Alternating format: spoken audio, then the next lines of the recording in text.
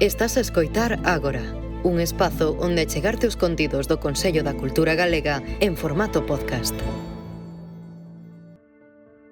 Seteventos, Levante, a relación de Galicia co Mediterráneo, Asia e Oceanía. Unha viaxe con figuras como Exeria e Martiño de Dumio. Un podcast do Consello da Cultura Galega nas voces de Gabriel Fuentes e David Gesteira.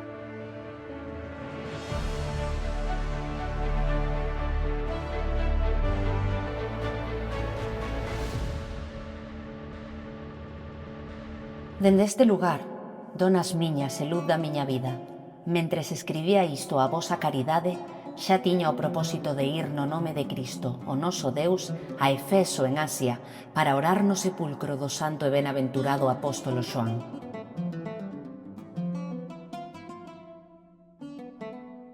Se despois disto aínda estarei viva, e se ademais poderei coñecer outros lugares, referireino a vosa caridade. Entre mentres, señoras miñas e luz da miña vida, dignádevos acordarvos de min, sexa que estea viva ou sexa que morrera.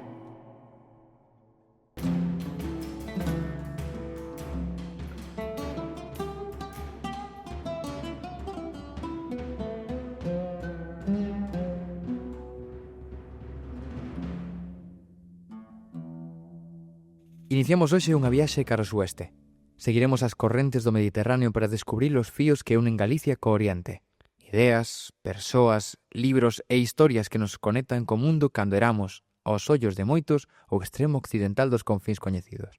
Non imos cruzar desertos nin mares, pero sí navegaremos entre documentos e voces que foron testemunhas desta viaxe de ida e volta, na procura do lugar dende onde zoa o do Levante. Eu son Gabriel Fuentes. Eu son David Gesteira. E isto é Seteventos, o podcast do Consello da Cultura Galega no que buscamos o diálogo entre Galicia e o mundo. Seteventos, capítulo 6, Levante. Comezamos este episodio seguindo os pasos da primeira cronista de viaxes da historia, Exeria. Era monxa ou quizáis unha viúva devota, probablemente de alta escala social.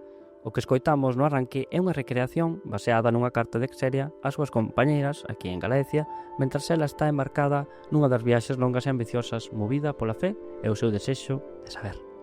Exeria non é unha figura especialmente coñecida e reivindicada hoxe en día. O certo é que non se conserva a súa obra completa nin temos unha biografía oficial dela. O pouco que sabemos provén basicamente de dous lugares, de fragmentos do seu Itinerarium, copiado no século XI nun mosteiro de Arezzo, e nunha carta escrita por Valerio do Bierzo, na segunda metade do século VII, traducido ao galego por José Carlos Santos e disponible na web do Consello. Exeria levou a cabo unha viaxe que comezou alrededor do 381 e que durou polo menos 3 anos. Non está de todo claro o seu percorrido exacto, pero sí sabemos que peregrinou por Exipto, Siria, Anatolia, Xerusalén, Constantinopla, e mesmo buscou ir ate o Imperio Persa, a cidade de Ur, patria de Abraham, pero non o consegue. Un percorrido complicado mesmo para unha muller acomodada e cultivada. É bastante lóxico que Valerio do Bierzo sentira admiración fonda por ela. Para ele Exeria era a máis forte. Cando consideramos os feitos de virtude de homes moi fortes e santos, é máis digna de admiración a firmísima eficacia da virtude dunha muller frágil como a que relata a extraordinaria historia da benaventurada Exeria, máis forte que todos os homes do mundo. No artigo de Marisa Vidal, Exeria, unha muller curiosa, publicado na revista Encrucillada, coñecemos moitos detalles esclarecedores sobre a súa figura. Por exemplo, como sabemos que Exeria ven das terras que hoxe chamamos Galicia? Pois o certo é que no seu latín achamos xiros e expresións que lembran ao galego e ao portugués, pero hai un detalle máis evidente. Cando Exeria visita o bispo de Edesa, este sinala a súa procedencia como de extremis porro terris, é dicir, dende as últimas terras, que daquela era como se referían á Galicia romana. No capítulo 23 do seu Itinerarium, cando escribe as súas compañeiras, deixa un fragmento que se conserva de forma literal. Dende este lugar, donas miñas e luz da miña vida, acordádevos de mí, sexa que estea viva ou sexa que xa non estea. Podemos entrever a relación próxima coas mulleres ás que se dirixe, monxas compañeiras. Neste artigo de Vidal recupera a análise de Carmen Bernabé sobre a autoridade de Exeria, unha autoridade que fai medrar, autoritas, e non unha que se exerce dende o poder, potestas. Hai afecto en como se dirixe a elas. Emprega palabras como domine, señoras, sorores, irmás, lumen viteme, que é luz da miña vida, ou anímeme, da miña alma. Non escribe con autoridade, escribe con complicidade. Faino como quen comparte, non como quen impón. Era unha muller curiosa, intrépida, audaz e forte, lectora do Antigo e Novo Testamento e mesmo con coñecementos de grego. E non só iso, móstrase interesada por conseguir copias de manuscritos para a súa comunidade, non por deber, senón por afán de saber. Así que temos unha muller que parte do extremo occidental do mundo romano e decide viaxar aos lugares onde nacera a tradición cristiá. Non para facer historia, nin para converterse en mestra, senón para comprender. A súa viaxe é física, pero tamén interior. E que o deixase por escrito inaugurou un camiño nas crónicas de viaxes espirituais. Exeria chegou dende Galicia a Oriente. Agora veremos como, pouco despois, Oriente tamén chega a Galicia.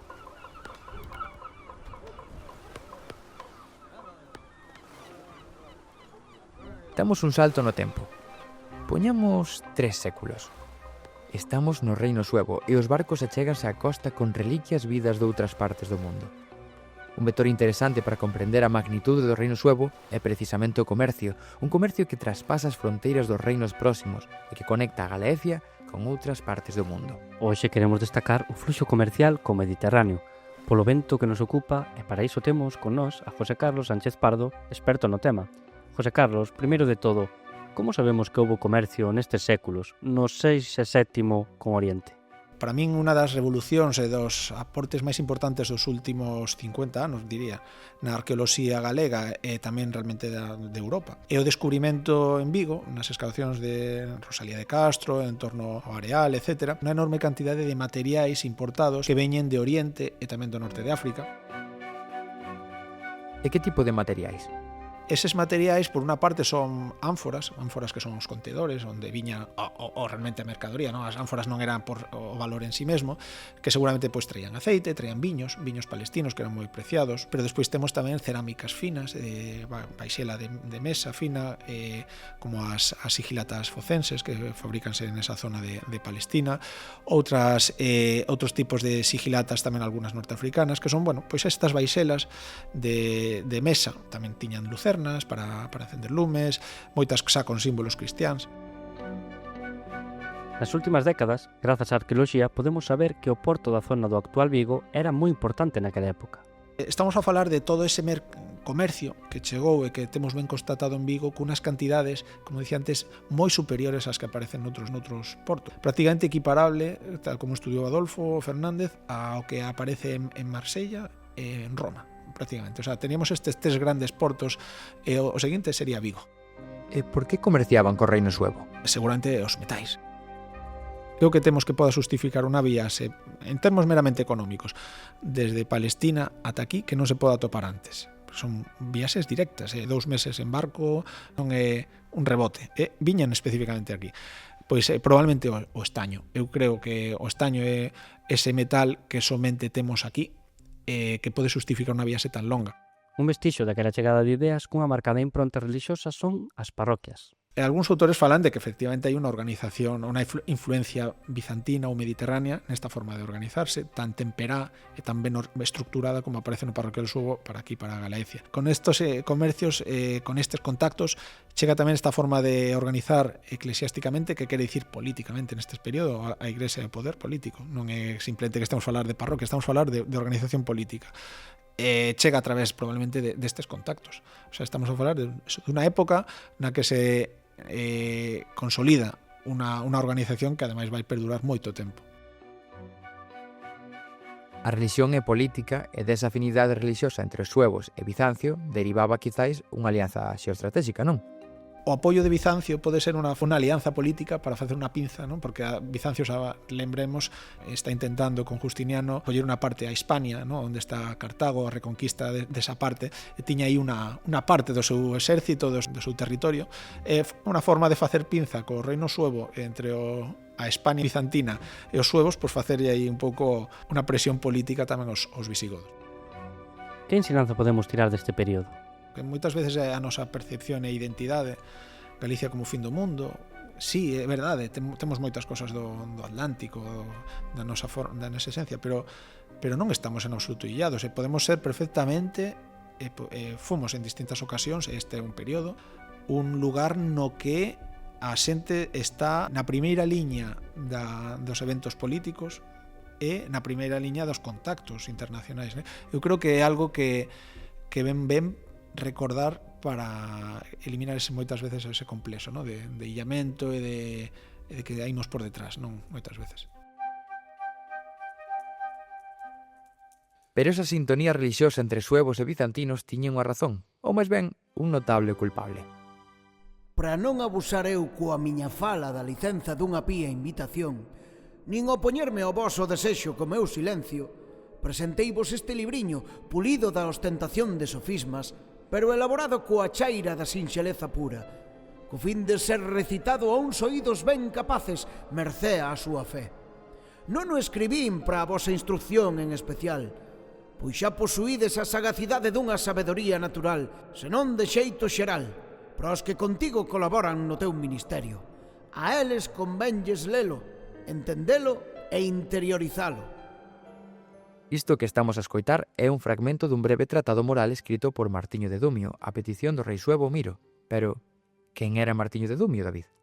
Martiño non era suevo nin galaico romano. A súa orixe é debatida, puido proceder da Panonia ou do sur da Galia, pero si sabemos que a súa influencia foi impactante. Algúns estudosos ato calificaban de apóstolo.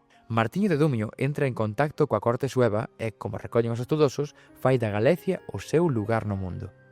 Foi nomeado bispo de Dumio no 556 e no 569 bispo de Braga, entón a ser religiosa de maior influencia no reino. A súa intervención impulsou a conversión da monarquía sueva ao catolicismo arredor do 570, e aí reside a razón de que recuperemos neste capítulo, neste evento que sopra do leste e non do norte, porque a súa chegada respondía a algo máis que unha viaxe. De novo, José Carlos Sánchez Pardo. Martiño de Dumio considérase que precisamente, aínda que chega desde, parece ser que chegou a través da Galia, el ven de Panonia, é dicir, de territorios de que estaban tamén precisamente en mans de Bizancio, e ademais parece ser que foi promovida, ou esa é a idea que se ten lido, aínda que sempre son hipótese, de que o propio Imperio Bizantino promoveu a chegada aquí de San Martiño de Dumio como unha forma de, pois eso, deses contactos religiosos políticos con o mundo oriental para fortalecer a Galicia e, digamos, en contra tamén a súa vez dos arrianos visigodos. Martiño transmitiu moitas leccións de interese ao rei Miro, que lle pediu o seu consello directamente. Desa solicitude naceu o tratado que hoxe comentamos e que pode lerse, en galego e en latín, na web do Consello da Cultura Galega. Non finxas ser o que non és, nin queiras semellar seres máis do que és. Observa isto en moi gran medida, que a pobreza non che sexa noxenta, nin a privación sórdida, nin a sinxeleza algo digno de rexeitamento, nin a tenrura lánguida, e se as cousas que posúes son escasas, que non che resulten mesquiñas. Non chores polas túas cousas, nin admires cousas alleas. Un consello que ben se aplica no século VI como no XXI, a humildade como principio rector. Non esteas sempre a facer cousas, dalle de cando en vez descanso á túa mente, pero que ese mesmo descanso estea cheo de estudos de sabedoría e máis de bons pensamentos, pois o prudente nunca cae no ocio. De cando en vez ten a mente remisa, nunca solta. Se o anterior ten vixencia, esta parte case profética nos tempos que vivimos. O descanso, a desconexión, que importantes son. Non sexas audaz nin arrogante. Sé humilde, pero non te axeonlles ante ninguén e mantén sempre a gravidade. Déixate aconsellar con xenerosidade e recibe as críticas con paciencia. Se alguén che reprocha algo con razón, debes saber que isto che está a ser beneficioso. E se o fais en razón, debes saber que quixo sercho.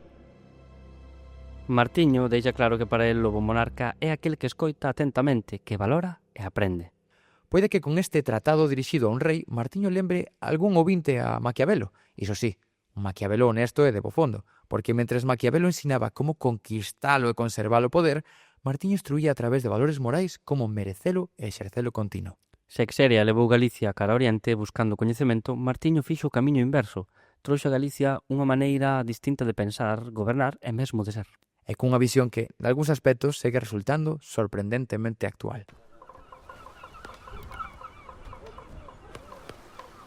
David, penso que é momento de botar a vista alén do norte de África. superar o Mediterráneo e Oriente Próximo, pasar Persia e chegar A India. No apuntamento biográfico deste episodio falamos dun galego que navegou cara a India, que axudou a fundar factorías comerciais e que descubriu illas no Atlántico e no Índico. e que aparece nos documentos portugueses como galego de nazón. Saltamos ao século XV para coñecer a Joao da Nova.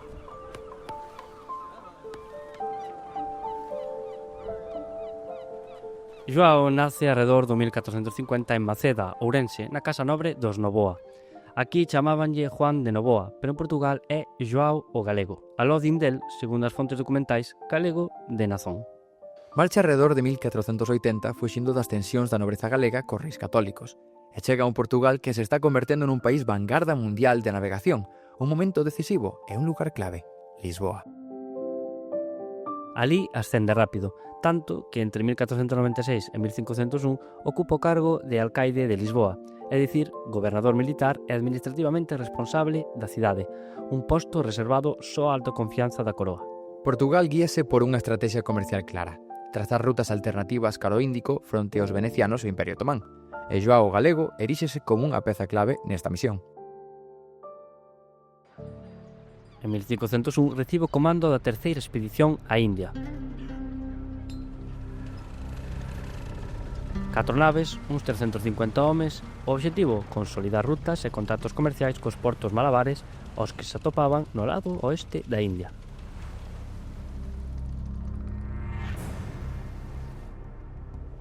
Un paso importante para consolidar o comercio das especias tan cobizadas e preparar o terreo para o regreso de Vasco da Gama no 1502. Na súa viaxe cara ao Índico dá coa illa da Conceição, coñecida hoxe en día como Illa da Ascensión, e no regreso acha Santa Helena, a mesma illa onde séculos despois morrería Napoleón. Tamén se lle atribúe o descubrimento de A Galega, 2 illotes no Océano Índico ao sur das Seychelles. Pero del non é só exploración, era política e poder. Participa na Batalla Naval de Diu en 1509, xunto ao vicerrei Francisco de Almeida. Xuntos derrotan unha forte coalición de turcos, exipcios e indios, e con esa vitoria Portugal asegura o control do Índico. Joao da Nova non era un mariñeiro máis, era parte da estrategia imperial da coroa. Accedía aos mellores mapas, coñecía rutas secretas, traballaba con cartógrafos e nobres e introduciu a Galicia, sen pretendelo, na historia da expansión marítima mundial. Joao morre en Cochín, hoxe Kochi, na India, en 1509 ou comezos de 1510. O seu nome acabou inmortalizado nos mapas nunha minúscula illa do tamaño das Cíes situado no canal de Mozambique, onde parece que se refuxiou ao tentar volver da súa segunda expedición. A illa Juan de Nova. Se queredes saber máis detalles, tedes toda a información da súa apaixonante historia. Onde, Gabri? Pois no álbum de Galicia do Consello da Cultura, como non. David, falamos de Joao da Nova e da súa viaxe a India buscando especias, pero que había aquí? Porque en Galicia tamén nos chegou esa ración das especies e riqueza, digo eu. Sí, de feito, hai un fito importante relacionado con iso, a coñecida como Asamblea de Melide. En 1520, cando o comercio mundial se abría a pasos de xigante, Galicia dicía: "Nós tamén queremos estar nisto". E dio con forza, o 4 de decembro dese ano, 25 representantes das casas nobiliarias máis poderosas do reino xuntáronse en Melide.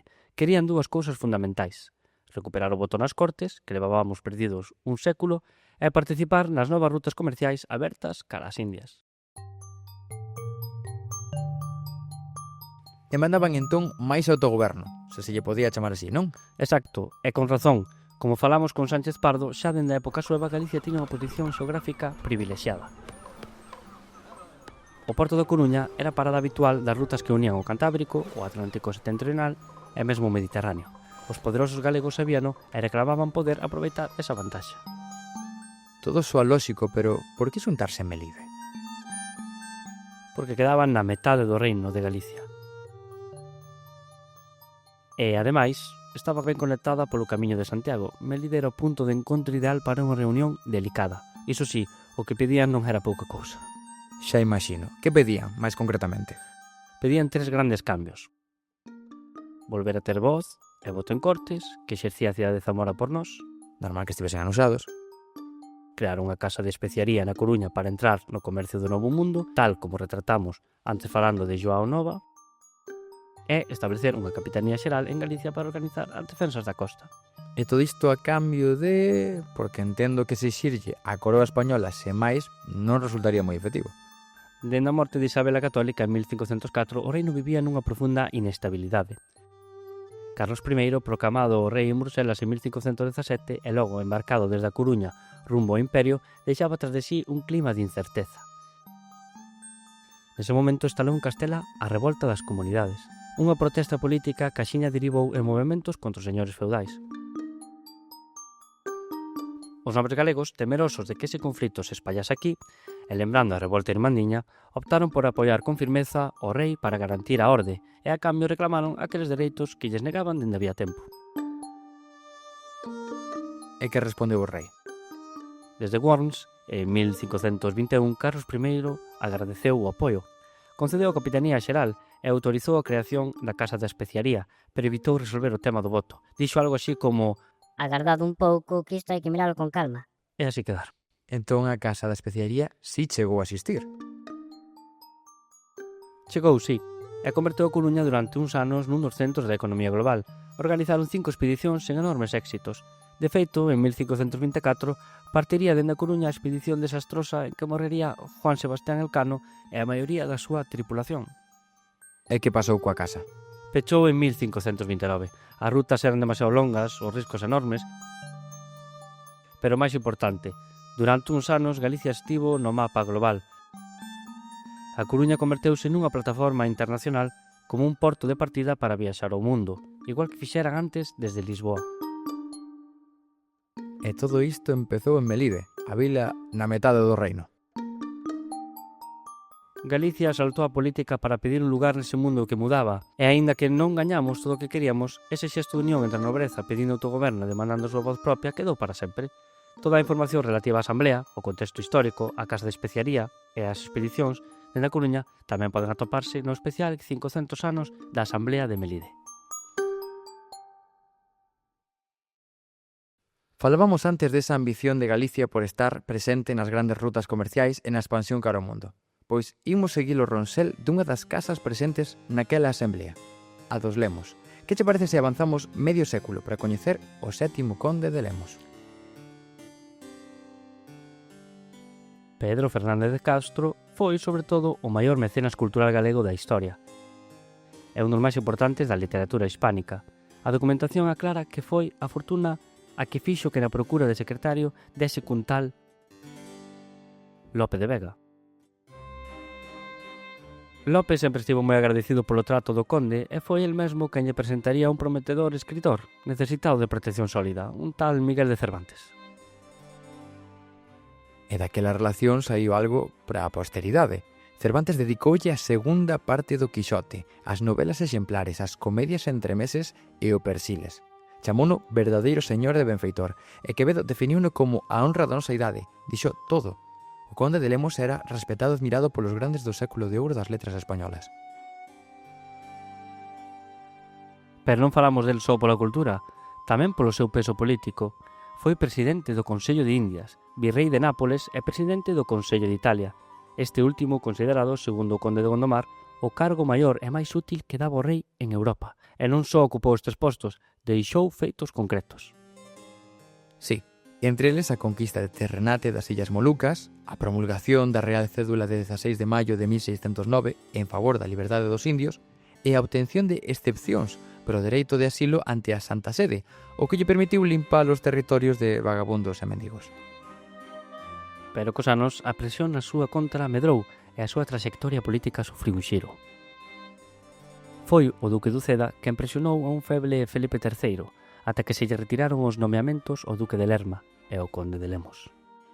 En 1618 volveu a Monforte, onde chegou a organizar grandes festas no seu pazo, ata que en 1622 marchou a Madrid pola enfermidade da súa nai. Nunca regresaría. Morreu o 19 de outubro dese mesmo ano alí, en Madrid, e foi soterrado no mosteiro das Franciscanas, en Monforte. Un home cunha vida intensa de final discreto. O 7º conde de Lemos foi un galego capaz de conectar Galicia co Mediterráneo, dende Nápoles, e con universalidade dende as letras. E falando deste gran mecenas, imos regresar a Coruña para falar doutra obra. Precisamos, iso sí, darlle para atrás no tempo, antes do conde, da Asamblea de Melide e mesmo un pouco antes das viaxes de Joao de Novas.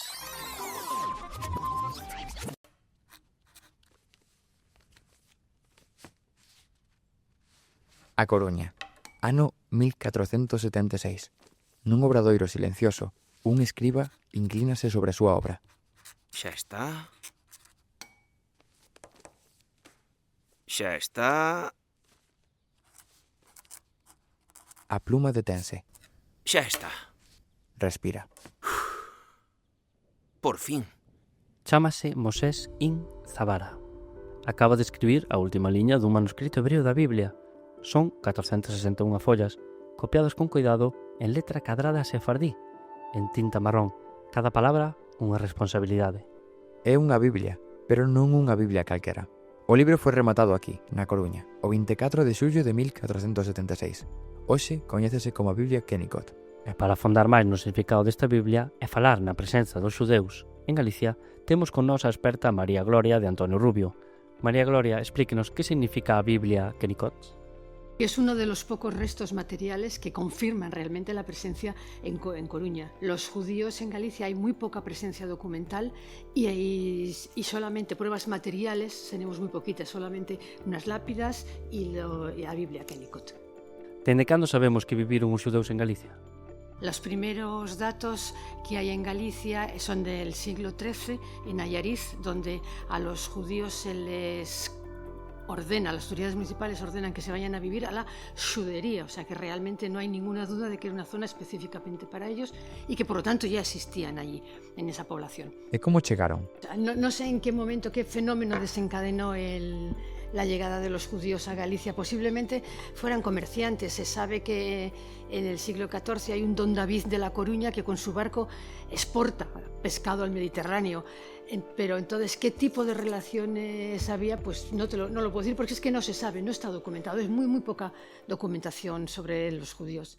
Non hai moita documentación ao respecto dos xudeus en Galicia, pero como podemos saber cantos houbo? Nada más se sabe que los judíos estaban sujetos a un tributo específico que se llamaba servicio y medio servicio, que pagaban exclusivamente a la población judía.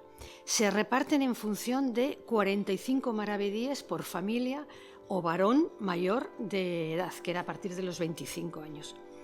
Entonces, si tenemos las cantidades que pagaban, si las dividimos por 45, podemos saber el número de familias sujetas a tributación. En 1464, que no sé por qué razón es el año que tiene más población, los judíos de Galicia tienen que pagar 8.770 maravedíes, que divididos entre los 45 tenemos 195 familias.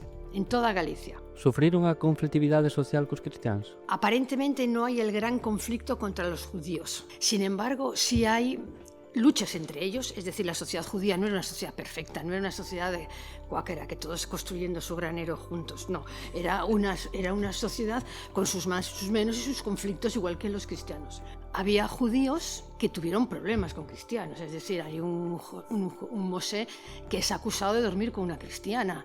Lógicamente es uno de los delitos más graves. En todas las instancias judiciales es absuelto. Los reyes también reconocen que no es culpable y aún así pide una carta de seguro, lo que da sensación de que sí hay un problema contra los judíos. Eses conflitos aparecen refletidos, como indicas, nunha escasa documentación, pero xa se daban dende o comezo, non? Por exemplo, cando falabas da xudaría en Allariz.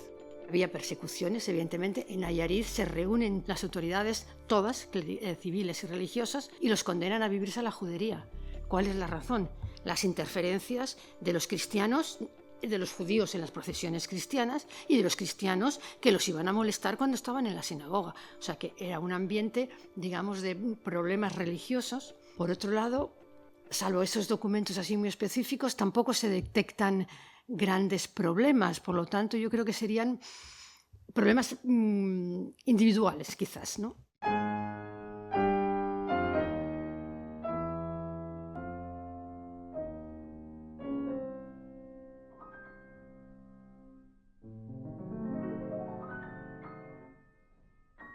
Imos chegando ao remate desta viaxe cara ao oriente, de todas as terras que quedan alén de onde sopra este vento do levante, e gustaríanos facer un repaso rápido dunha figura fascinante e sorprendentemente pouco reivindicada en Galicia, aínda que cada vez máis, vale ser un dos nosos persoeiros máis universais dos últimos séculos. Sí, Viaxamos agora aínda máis lonxe, xa case máis na procura do Soán que do Levante, porque falamos de Fray Rosendo Salvado, monxe vieito, nado en Tui, no 1814, que no século XIX cruzou un medio mundo para fundar unha comunidade en Australia Occidental.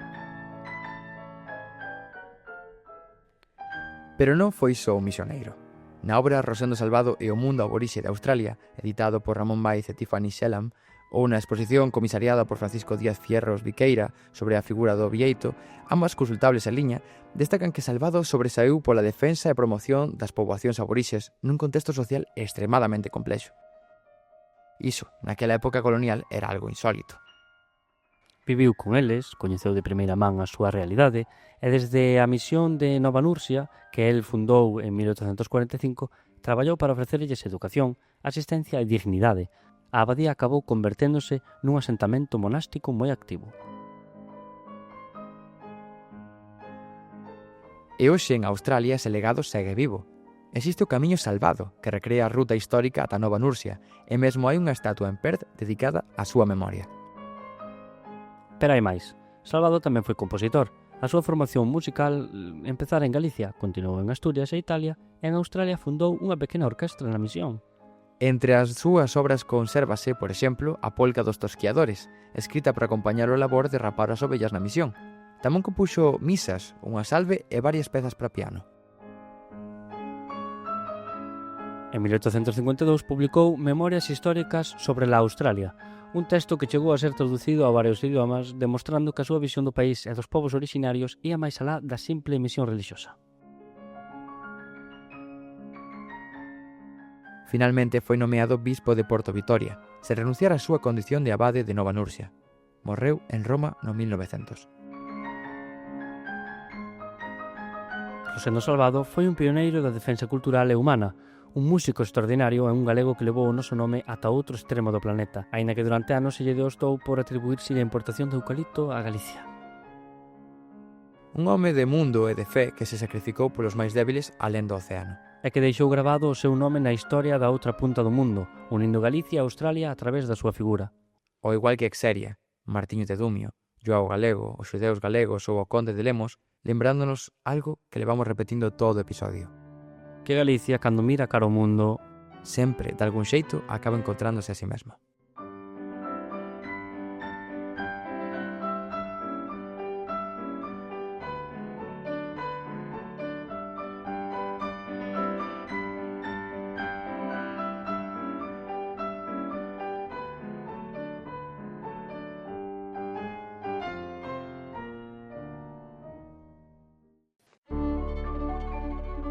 Descubre máis voces e ideas en consellodacultura.gal/agora.